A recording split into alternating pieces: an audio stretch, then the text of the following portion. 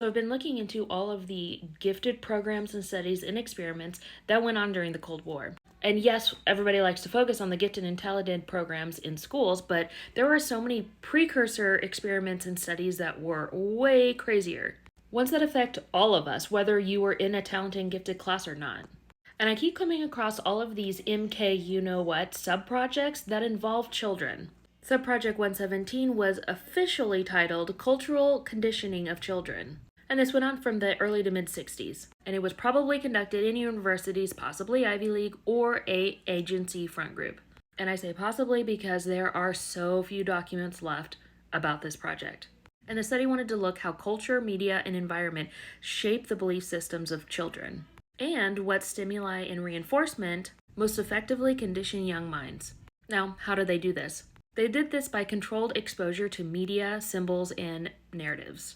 Conditioning through rewards and punishment systems, parental influence, and this probably included TV, books, and school settings as environmental control tools. And it may have included giftedness filters. A lot of these projects sound benign until you really get into them. This one in particular blended propaganda science with behavioral psychology. And remember, this was in children. And this was not about education. It was about control through cultural immersion. It explored how to engineer values, fears, and identity, possibly for future loyalty, political manipulation, or resistance suppression. This subproject influenced everything from media to education. Elements of Subproject 117 are seen in children's programming like Sesame Street and other children's educational programming television shows that were funded by the government. It also influenced school curriculum. It also influenced psychological tracking in early education programs. Think Head Start.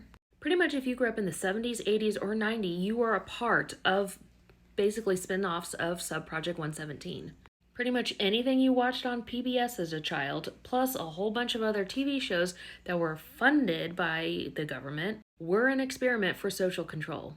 So don't worry if you feel left out that you weren't in the GATE program. We've all been a part of this social experiment our whole lives, which continue today on devices and apps. And if you like this subject, don't worry, I'm going to keep going, because there's a lot. And let me know your thoughts in the comments.